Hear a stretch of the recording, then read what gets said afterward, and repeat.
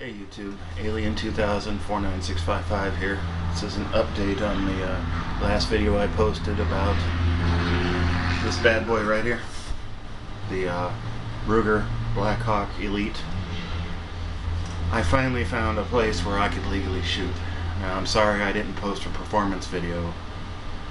I forgot to bring my camera, and besides that, the camera would have ended up being toast anyway because it rained that day. This has been wet. I had to, as soon as I got it home, I broke it down and lubed it up, made sure it wouldn't rust. Now, I fired about 50 rounds through this. Haven't quite got it zeroed in yet. The scope, I've got it on the level plane, like this way, but I need to, well, I've got it on the vertical plane. It's on the right, in the middle, it's on the right level on the reticle, but I need to tune it left and right, and I did not have, or do not have a sighting stand yet. I've got a line on one that I can pick up for like 70 bucks. That's going to be next month sometime probably. But one thing I noticed with this, when you're first breaking it in, the first 5 or 6 shots are going to be what I refer to as supersonic, which means they make a loud crack when you fire them. This thing, for the first 5 or 6 shots, sounded like a .22 rifle going off. But after this 5th or 6th shot, it quieted down and settled down a little bit. It did vibrate my scope loose. This was sliding up and down the dovetail. But she performs pretty good. I mean, I punched a hole with a very small pellet, about the size of your standard BB, through a half-inch piece of OSB. Now, granted, it was wet and soaked with water because, well, OSB crumbles under the pressure of water. So, some people know it as particle board. And I'm just glad it wasn't MDF or medium density fiberboard, because that would have turned into a pile of pulp in that kind of weather. But it was misting when I started. I was forced to stop when the raindrops got more sizable and things started getting soaked. I didn't want to catch pneumonia or get this thing too messed up. Prop it up here. I finally found a position where it'll actually stand up on its own. Well, not on its own totally. I just lean it up against my desk over here. But yeah, I'm very satisfied. I mean, it's a good entry-level adult pellet gun. I mean, this is tooled for an adult. This is not the model 740 that I used to play around with. The Crosman 740 is just for blinking. Yeah, I mean, if you can get lucky enough to get a more powerful one, and they vary because the quality isn't as high as on this, you might be able to take out a small critter. I have managed to kill one red squirrel, not the fox squirrel. Fox squirrels are protected, I can't shoot those, but red squirrels are about half the size from nose to tail of a fox squirrel, and in the state of Michigan they were labeled as pest animals because they will chew their way into your house, pull your insulation out, and basically turn your house into the nest for making babies. And they cause enough damage that the Michigan DNR deems them pests, just like rats, mice, and stuff, and you can legally shoot them with no permits and no small game season. I probably popped about 20 of them. Only one of them was an instant kill because I got lucky enough to do a shot in the eye. But more often than not, you want to aim for the chest region because it's a larger target. But I usually end up having to stun them. They fall out of the tree, and then I finish them off with the butt of the rifle. I just, you know, I believe in quick, humane kills. Even a pest animal doesn't deserve to suffer. But this one will kill it outright. Squirrels, most definitely. Maybe rabbits if I use the right kind of ammo. Right now I only have the BBs and the hunting pointed pellets. Let me see, get one out here so that you can kind of see what I'm working with at this moment. I've got on order a sampler pack of different types of pellets that are for this caliber, and it will be for this rifle, including alloy pellets. But that's what I'm using. You can see it's got the let's see if it's got the conical tip on it. I don't know if you can see that. It might look blunted on the screen, but trust me, that's got a pointed cone shaped tip on it. You've probably seen these at the sporting goods at Walmart. That's how small it is, and I punched through a 3/4 inch or a 1/2 inch piece of OSB with that. But to be fair, the board was wet and soggy. I didn't have my shoot and see targets, so what I did was I went into the kitchen and got some of our paper plates and attempted to sight it in that way. I really need a sighting stand, and I'm done asking for handouts. I mean, I asked for one for a motorcycle, and that was just wrong.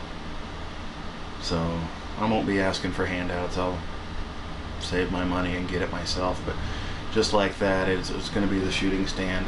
Just put an outdoor table, set up my paper plate, fire around, and then where the rifle is, just adjust the windage and elevation screws so that the reticle moves over to where that BB hit, or that pellet hit.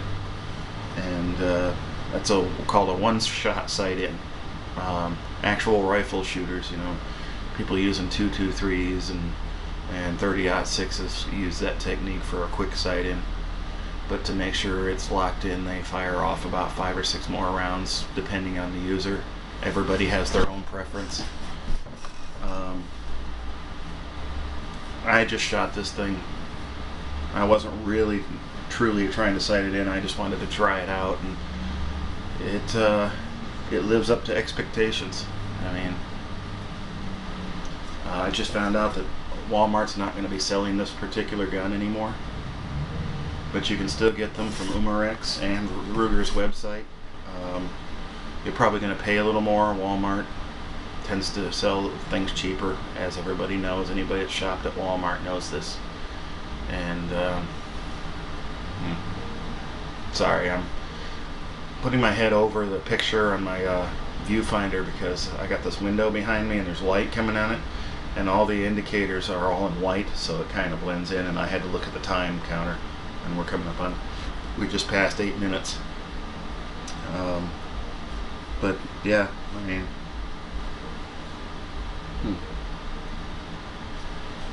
but yeah, I mean, I promised an update video on this, but it's not quite what I promised. I wanted to do some performance tests. Now, this rifle is backyard friendly if your local ordinance allows it. Discharge of any projectile weapon in Broken Bow, Oklahoma is illegal unless you're inside the house invoking the castle law. The castle law is like, you have the right to defend your castle. That's what it is. And even then, the perp has to be completely inside the house before you can legally shoot at him. In some states, they just have to be on your property and you can shoot them. I think parts of Texas allow that, or all of Texas. I'm not certain, so don't quote me. I haven't done that deep of research. I'm sitting here cleaning the fingerprint I just put on my scope lens. Comes with a nice little microfiber cloth. It came with the scope. I mean, the rifle came with the scope. The only thing I had to do to get with it, to get it for it, is buy ammo. And I discovered that I've got on my breech block there is a little couple of rubber plugs right here, one right here, my finger's right over it, and another one, well, that's the first one, and then the other one's back here. And I found out that the I'm sure I'm getting the name wrong, the Umarex Impulse has an optional iron sight that you can put on here, and there's actually one of those fiber optic sights here up in the front. Now this is mechanically the same. I could literally go online on eBay or someplace like that and order some iron sights for the Umarex version of this rifle. The Umarex Airhawk is a prime example. It's got that one's got a wooden stock, but all the mechanism and the scope and everything else physically is exactly the same. I mean, it won't have the Ruger logo on the scope, but it'll be a 4x32 scope. And anyway, I can get the sights for it and take off this muzzle brake and put some iron sights on it. I prefer iron sights. They're a lot easier to sight in, for me anyway. Some people prefer the scope. I'm thinking about doing both, but it's less to worry about, and chances are it won't vibrate off its mounts if I use iron sights. It won't look as pretty because it'll go straight over and a little bump right here where the rear sight would be, and it's all mounted. All that is mounted on the barrel section. You can see I just broke it a little bit. It would mount right here, and it would swing past the stock with the barrel. I mean, all things considered, for the money I put into it, this is a damn good gun. I mean, if you want a good $100 or less pellet rifle, get the Ruger Blackhawk Elite, or just get its predecessor, the Blackhawk. Mechanically the same. The butt plate is a little lighter because of all this airspace here, all this. But these things are always a little front heavy. I mean, just holding it like this, if I held it like this for too long, my bicep up here would start getting sore. And yeah, well, that's the end of that. I will try to get a performance video up. I'll have to wait for some better weather and where I can get out to where I was shooting before. I was at a relative's house. They have nice acreage, and I asked them permission to do some target shooting first. So I didn't have to go very far. I went 7 miles instead of an hour drive, because the nearest shooting range listed in the yellow pages was a shooting range in Paris, Texas, and that takes about an hour and 20 minutes drive from where we're at right here. There's another one in Texarkana, but which is a little closer, but it's the traveling time is relatively close. You might as well call it a minute or an hour and 20 also. But I see that I'm coming up to my YouTube limit, and yeah, it's set to 13 minutes, over 13 minutes, and I'm going to cut it off. I'll see you in the next entry. Bye.